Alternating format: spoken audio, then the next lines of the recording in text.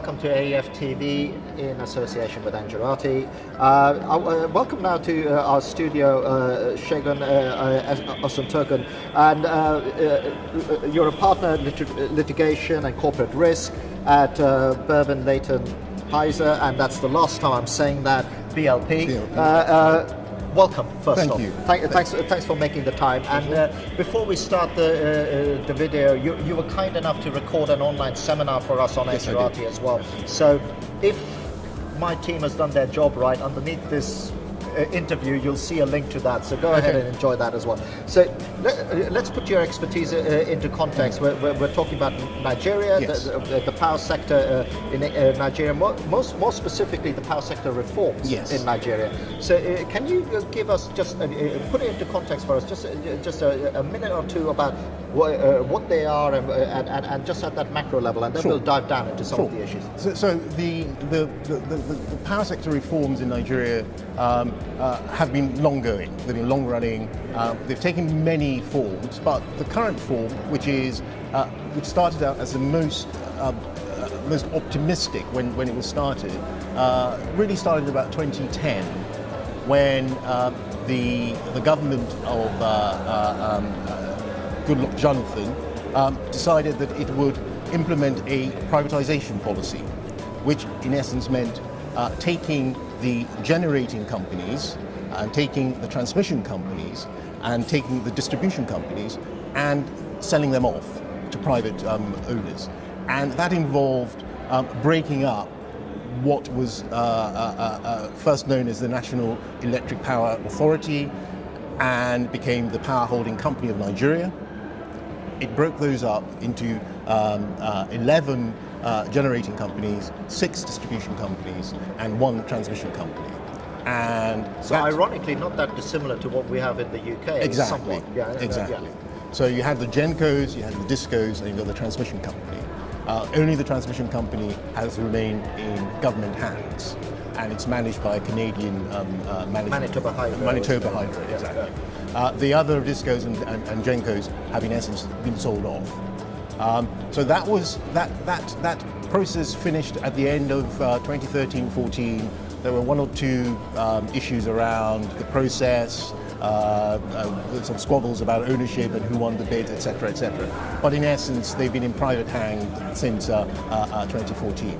That was the plan, and the plan was that once those got into private hands, the generating companies would start addressing the chronic underinvestment in the power sector. They'd fix the problem. They would fix the problems.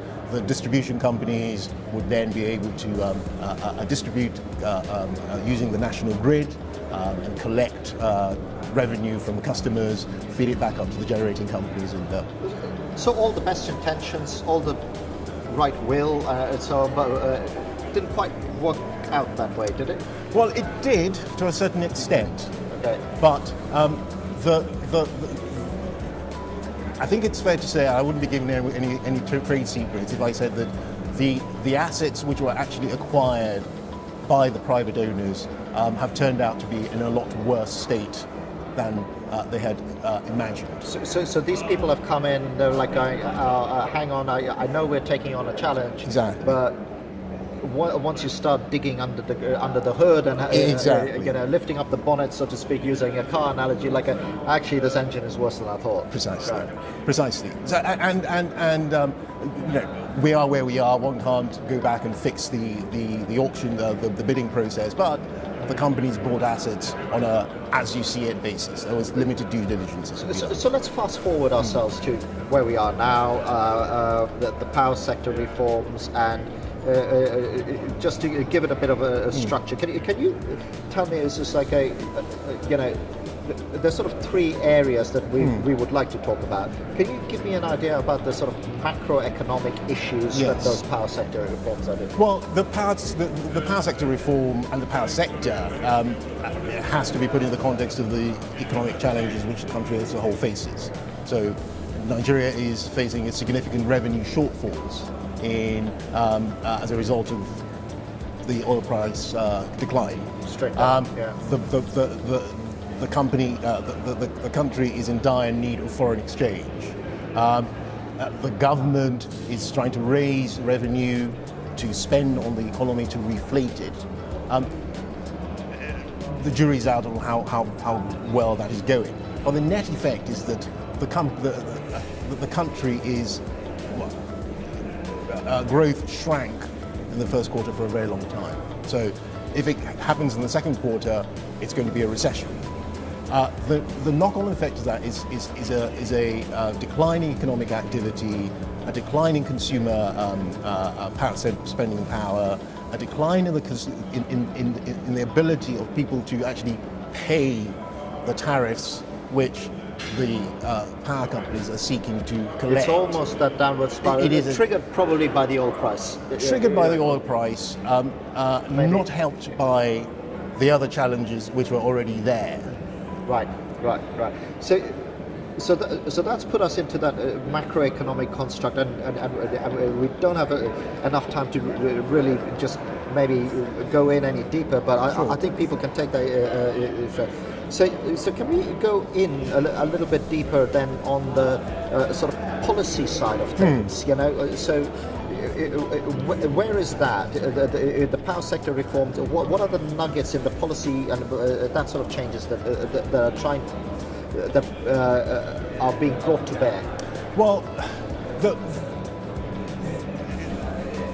dilemma the country faces, or the conundrum it faces, is all these issues are interlinked. The macro feeds down into policy. The policy clearly is still to pursue the continued rejuvenation of the power sector. It's a gas-driven sector. Nigeria has the 7th largest gas reserves in the world. The policy bit comes in trying to set tariffs which are attractive enough for certainly the international oil companies to make it worth their while to supply gas to the power stations that need it. There's also a policy question about setting tariffs which are competitive enough, or rather consumer-friendly enough, that the hard-bitten Nigerian consumer can actually pay for it. Right. So it's walking that fine line, and the Minister of Power has a lot on his plate. He runs 3 large ministries: Power, Housing, and Works. 3 mega ministries, and in an environment where ministries are starved of cash, where the consumers are suffering, fashioning a policy which meets all the demands of all the stakeholders in the almost nigh on impossible. It's difficult, and added to that, you've got an attempt, or certainly a vision, to try and get the mix of energy right. So, bringing more renewables, setting tariffs which are attractive to induce newcomers into the sector. And just to touch on it very quickly, the policy of privatization, that hasn't changed. That hasn't changed. Right. No, okay. That hasn't changed. But we're getting the macroeconomic pressures, and things are just. The alignment is going. It's going. The alignment is going. So let's dive into infrastructure. Yes. Because it's one of those things that always seems ironic to me with the gas fields that Nigeria has got, that it seems to be such a big deal to get this gas to the country that's producing the gas. Yes. I heard somewhere that actually all the infrastructure was built for export rather than import and things like that. There is that. So Nigeria is liquefied natural gas is a big export of the country. With regard to getting gas to the power stations, that has been we're suffering the effects of years of gross underinvestment. Pipelines haven't been built. Gas is stranded. For a long time, it made sense for the IOCs to flare the gas as opposed to pipeline it. At the moment, even those pipelines which are there have not been maintained. They're subject to vandalism. And going back to the question of policy, setting tariffs and producing projects which are bankable. How do you break the cycle? That's where the infrastructure challenge comes in, but not just in terms of pipelines to power stations. They're also talking about the transmission system. at the moment, if Nigeria was producing electricity at its maximum installed capacity, which is only a meager 12,500. The T&D system would blow up. It would absolutely just, blow to smithereens. And you've got that challenge. What it requires is, and this is where I want to start to talk about. Well, everybody knows what the problems in Nigeria are. I'm not probably saying anything new.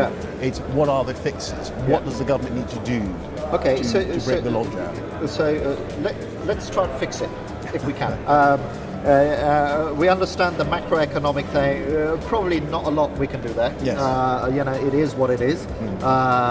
Annoying maybe, but it is what it is. Policy infrastructure are variables that we can move. Yes. So, what would you move on those? What I would move is focus. I would focus on one, maybe two levers. I would focus on gas, building a gas infrastructure. Fix the gas infrastructure, fix the price, get it on board. Get it on board. Right. The energy mix is interesting. I was at the AFDB in Lusaka 2 weeks ago, where the theme was powering Africa in a green way. Laudable. Everybody signs up to that. Getting the energy mix is right, but as a priority, you've got to have power. You've got to get those power stations fired up. And you can only do that by investing. Invest in a 20-year program of building a gas ring around Nigeria. Easy to say, but fix one thing at a time. Well, that's always one of those things where, look, I studied engineering, and it was always drummed into me. It was just like, listen, when you've got a complex system, reset it. Do get the one thing working right. So what you're saying is focus in on that, get that one thing working right. Does it need an intervention, for want of a better word? Is it one of those things where actually we need a little bit of long-term holistic thinking where you say, listen, actually, if this is a little bit like, let's take an analogy which another commentator brought up earlier on, like the Marshall Plan in Europe. Yes. It's like, fix this. Because we know by fixing this, the spin-off uptake we can't quite draw all the dots together, but that alone will form a focus. It does require a plan, and whether it's Nigeria going on its own, whether it's working with the DFIs, working with the infrastructure funds, well, there are fixes to it. It's not. The scale is overwhelming. We're not underestimating that, But you've got to start somewhere. Yeah. Whether it's Nigeria thinking again about its use of partial risk guarantees, which held up the Azura project for almost 2 years, whether they were going to provide a partial risk guarantee. The provision of that opened the gate to Azura actually reaching close. Now construction is underway, it's way ahead of schedule, should come on stream in 2018. That single instrument transformed that project. So I think that... Do you have in your mind's eye something, a singular lever like that for this? Or does it require a bit more thought? The first thing is like, let's just... I think that you have to think holistically, and unfortunately, it's not one of those things that build it and they'll come. You can't take that approach. But you do have to have a master plan that can actually be put into effect, and the policy levers are important. The political will is important. I think the political will is there. It's not for want of smart people. Nigeria full of smart people. David Ladipo was here, who's CEO of Azura. Kola Karim, who runs Shoreline Energy, another indigenous company doing fantastic things in terms of getting past gas to the critical parts of Lagos State. He's just started a fantastic gasland project. There are people who can think about these things, but my overall concern is that they are doing things despite the system, not because of it. So it almost needs one of those. It needs leadership now. It needs leadership. It just comes down to that. This is it. This is it. This is what we're going to do. So we've just launched the Nigerian infrastructure moonshot. It's been a pleasure talking to you. We've come to the end of our time. I hope you've enjoyed watching that. That was great, actually. You know, a really nice encapsulated view of the challenges in Nigeria, and I am pretty sure it'll solve it. So thank you for watching. Thanks again. Thanks, Andy.